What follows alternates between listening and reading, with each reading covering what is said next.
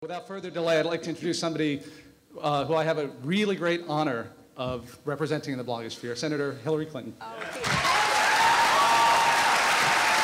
Thank you all. Thank you very much. Thank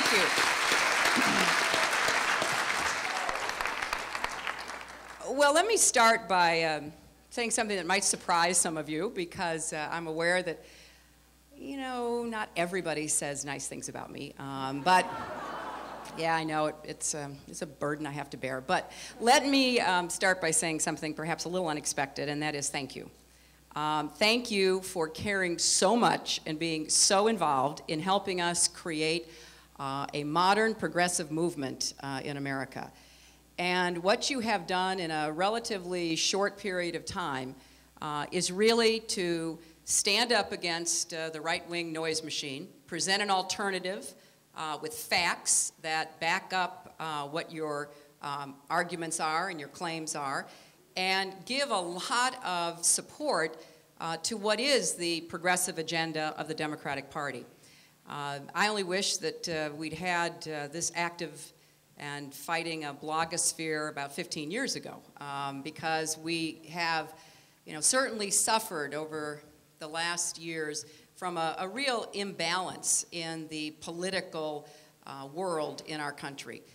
But we are righting that balance, or lefting that balance, I'm not sure which, and we are certainly better prepared and more focused on, you know, taking our arguments and making them effective and disseminating them widely, and really putting together a network in the blogosphere, in a lot of the new progressive infrastructure, institutions that I helped to start and support, like Media Matters and Center for American Progress. You know, we're beginning to match what I had said for years was the advantage of the other side.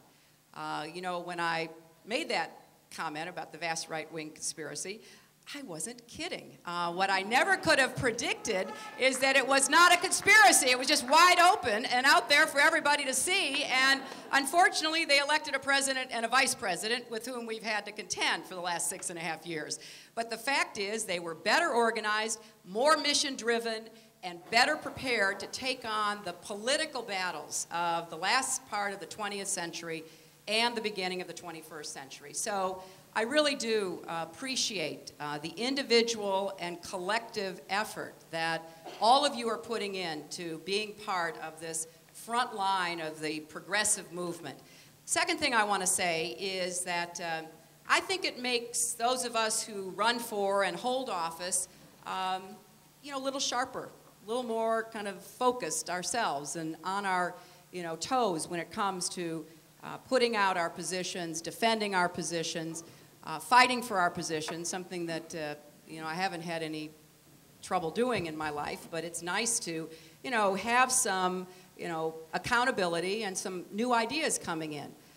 Don't tell anybody, but I actually read blogs, but please don't share that with anyone. And I find myself, you know, sometimes saying, oh, come on, and sometimes saying, you know, that's a really good point, and trying to figure out how to work that into an argument I'm making or legislation I'm drafting.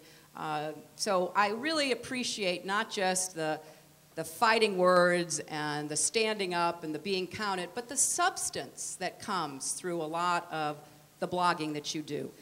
Thirdly, I think that you know, our lives have changed, so our politics has to change. We are, you know, we're living in a 24/7 media world. It is not always easy, as you might guess. But it is the reality. And so part of what you help to do is to create a space where that 24/7 world can really stand up and be heard on what we're trying to do who are out in the political arena. You know, running for office, holding office, is probably more challenging in some respects because of that 24/7 world. So therefore, you know, having people who share our overall goals, even if we disagree on tactics or strategy, but understanding where we're trying to take our country is really helpful, because then it's not just one voice or a couple of voices, it's millions of voices. And, you know, I don't know, I doubt that we can, we can't go back and rewrite history, certainly, but, I think about, well, what if we'd had the blogosphere in 93 and 94 when I was working on health care and, being hammered and they were raising $300 million and distorting everything we were trying to do, and we made our own mistakes, but a lot of it was, trying to do something that was worth doing, which we will get done when I'm president, finally, once and for all. So with that, let me throw it open, and I'd love it if, Peter, would you call on people? But also, I love the idea of people introducing themselves. It gives me an idea of where you're from and, a little bit about you. So it's not just a sterile interaction, but maybe even a conversation. Hi, Senator. I'm Geraldine Merritt. I'm from Denver. I'm a criminal defense lawyer, and I write Talk Left, The Politics of Crime.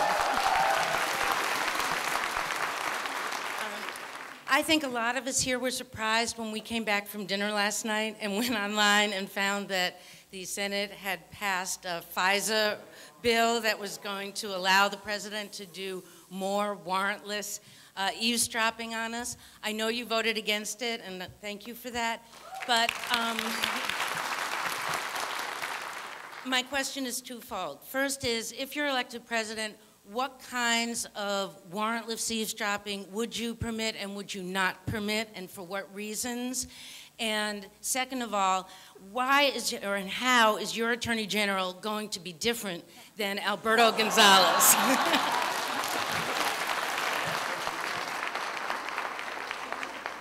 Well, let me take the second question first.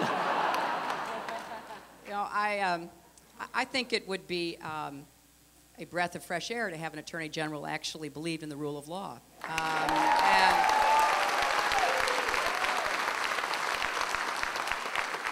And it's been a mystery to a number of us. There are a lot of qualified Republican judges and lawyers that the president could have picked for judicial positions, for Justice Department positions, and he has time and again gone with cronies and movement conservatives.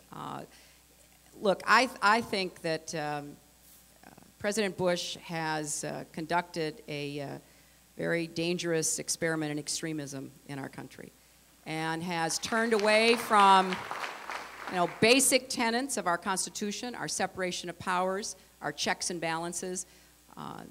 The fact that despite everything that has come out about Attorney General Gonzales, the White House just hangs in there and supports him, speaks volumes about their contempt for the rule of law, their contempt for the missions that an Attorney General should fulfill. Everything from enforcing civil rights and voting rights to actually giving the White House accurate information about legal precedent and about the obligations that a president should fulfill under the Constitution. Secondly, I voted for a Democratic alternative last night. It obviously did not succeed. But I think the debate will go on because even the version that the White House was supporting has a sunset in it. So we do have the opportunity to try to get a better understanding of what is in these programs. I mean, one of the problems is, I'm not on the Intelligence Committee, but even those with whom I serve who are, don't have a very clear understanding of what it is we're talking about. Now, I'm not saying that information should be shared broadly or openly because, there is a legitimate role for surveillance of those who might be part of some network that was planning action against our country. But there certainly should be checks and balances in both the Congress and in the courts, and that's what the FISA court was designed for. So I think that, we have to address this. I don't know what the House is going to do. They're under tremendous pressure, and we'll see how they respond. But in any event, we've got to continue to try to come up with an appropriate, legally enforceable framework that does give people confidence that we can both protect our country and our security and protect our civil liberties and our civil rights as Americans under the rule of law. And I think that that will be one of my highest priorities as president.